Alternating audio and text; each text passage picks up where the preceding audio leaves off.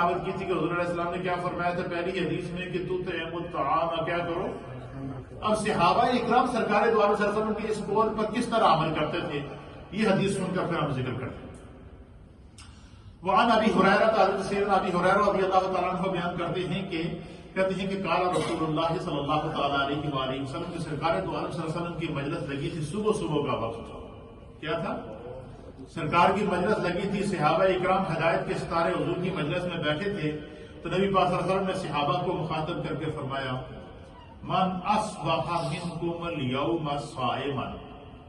حضور نے اب دیکھیں یہ بات کیوں پوچھی سرکار نے؟ تاکہ امت کو ترغیب مل جائے کہ مومن کو ہمیشہ نیکی کے ساتھ قائم رہنا چاہیے. مومن کو ہمیشہ یہ خواہش ہونی چاہیے کہ کوئی نہ کسی نیکی کے اندر کسی نہ کسی عبادت کے اندر میں اپنے آپ کو مصروف رکھوں. تو سرکار نے سوال کیا کہ من اصبح منکم اليوم صائما. حضور حالانکہ رمضان کا مہینہ نہیں تھا ویسے صحابہ بیٹھے ہوئے تھے صبح کا وقت تھا. سرکار دو عالم صلی اللہ علیہ وسلم نے فرمایا کہ آج تھوڑے بچے کوئی ایسا ہے جس نے روزہ رکھا ہے. کیا سوال کیا سرکار نے؟ آج تھوڑے بچے کوئی ایسا ہے خوش نصیب کہ جس نے آج روزہ رکھا ہوئے. حضرت ابو ہریرہ کہتے ہیں کہ فقال ابو بکر حضرت سیدنا ابو بکر صدیق رضی اللہ تعالیٰ عنہ نے عرض کیا آنا یا رسول اللہ آپ کے ابو بکر نے آج روزہ رکھا ہوا ہے. اللہ سبحان اللہ. دیکھیں روزہ تو سب رکھتے ہیں لیکن اس روزے کا کیا عالم ہوگا کہ جس کی تصدیق سرکار کرا رہے ہیں ابو بکر اس کی تصدیق کر رہے ہیں اور ابو بکر کی اس عمل کے اوپر سرکار گواہ بن رہے ہیں. اس سے بڑی تائید کوئی ہوگی سیدنا صدیق اکبر کے عمل کی. اور یہی وجہ ہے کہ قرآن حکیم فرقان مجید میں اللہ نے فرمایا کہ وَسَيُجَنَّبُهَا الْأَتْقَى الَّذِي يُؤْتِي مَالَهُ يَتَزَكَّىٰ کہ جہنم کی آگ سے دور رکھا جائے گا وہ شخص جو سب سے زیادہ متقی ہے. اور فقہاء نے لکھا کہ یہ آیت ہے مفسرین نے لکھا کہ یہ آیت سیدنا صدیق اکبر رضی اللہ تعالیٰ عنہ کے حق میں نازل ہوئی جب انہوں نے حضرت بلال کو خرید کر آزاد کیا.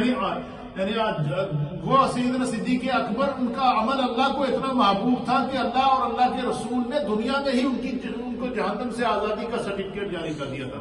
کہتے ہیں کہ پھر سرکار دو عالم صلی اللہ علیہ وسلم نے دوسرا سوال کیا فوراً اس کے ماں بعد دوسرا سوال کیا. حضور علیہ السلام نے فرمایا فقال کہ رسول اللہ صلی اللہ علیہ وسلم نے فرمایا من اطعم منکم اليوم مسکینا. آج تھوڑے بھی جو کوئی ایسا خوش قسمت ہے کہ جس نے کسی غریب کو کھانا کھلایا ہوئے. کیا فرمایا کہ تھوڑے بھی جو کوئی ایسا خوش قسمت ہے کہ جس نے کسی غریب کو کھانا کھلایا ہو.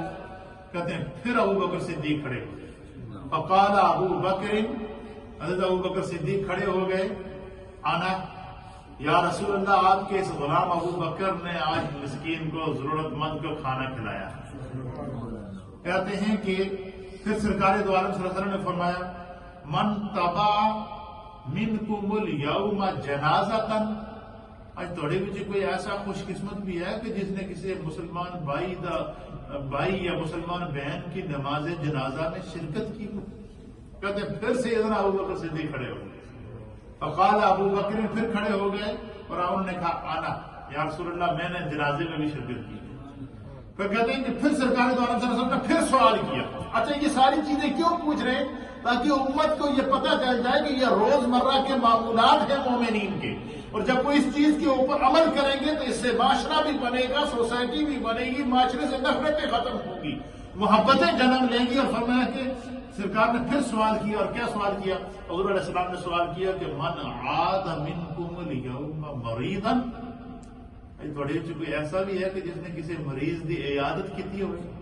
کہتے فقال ابو بکر پھر سیدنا صدیق اکبر کھڑے پھر عرض کیا کہ انا یا رسول اللہ آپ کے اس غلام ابو بکر نے جو ہے وہ مریض کی بھی عیادت کی ہے آج.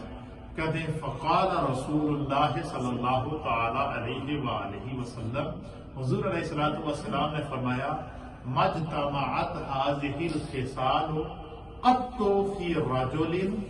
حضور علیہ السلام نے فرمایا کہ جس شخص کے اندر ایک دن کے اندر اتنی خصلتیں جمع ہو جائیں اتنی خصوصیات جمع ہو جائیں کہ وہ مسکین کو کھانا بھی کھلائے وہ روزہ دار بھی ہو وہ جنازوں میں بھی شرکت کرتا ہو وہ بیمار کی عیادت بھی کرتا ہو دوسروں کے دکھوں کو جہاں وہ اپنا دکھ سمجھ کر دوسروں کی جہاں وہ ان کے دکھوں کا مداوع کرتا ہو. حضور علیہ السلام نے فرمایا کہ جس شخص کے اندر یہ عادتیں پائی جائیں الا دخل الجنہ، اس کے لیے سوائے جنت کے اور کچھ ہے ہی نہیں. آپ سارے سمجھدار لوگ بیٹھے ہیں، دانا اور بینا لوگ بیٹھے ہیں، اور یہ ایک علمی اور روحانی مجلس ہے. آپ مجھے بتائیں اس میں جتنے بھی معاملات ہیں سب دنیاوی معاملات ہیں. اچھا ان میں سے جو بھی معاملہ کوئی بھی انسان کرتا ہے اس کے اپنے فائدے اس میں سے نکلتے ہیں، لیکن بظاہر دیکھیں یہ ہیں سارے ایک روزمرہ کی زندگی کے معمولات ہیں، لیکن اس کا جزا کیا ہے؟ حضور نے فرمایا جنت ہے. اب آپ مجھے بتائیں کہ اس سے اچھا جو بندہ کسی دوسرے کو کھانا کھلائے گا اس سے کیا ہوگا؟ اس کے بارے میں اس کے دل سے جو ہے وہ نفرت کے بجائے محبت پیدا ہوگی، تو پتہ چلا ناراضگیاں آپس میں اس سے ختم ہوتی ہیں. پھر اسی طریقے سے جو بندہ روزہ رکھے گا تو روزہ رکھنے سے مراد یہ کہ جس طرح انسان کا ظاہر دکھائی دیتا ہے اللہ اس کا باطن بھی پاک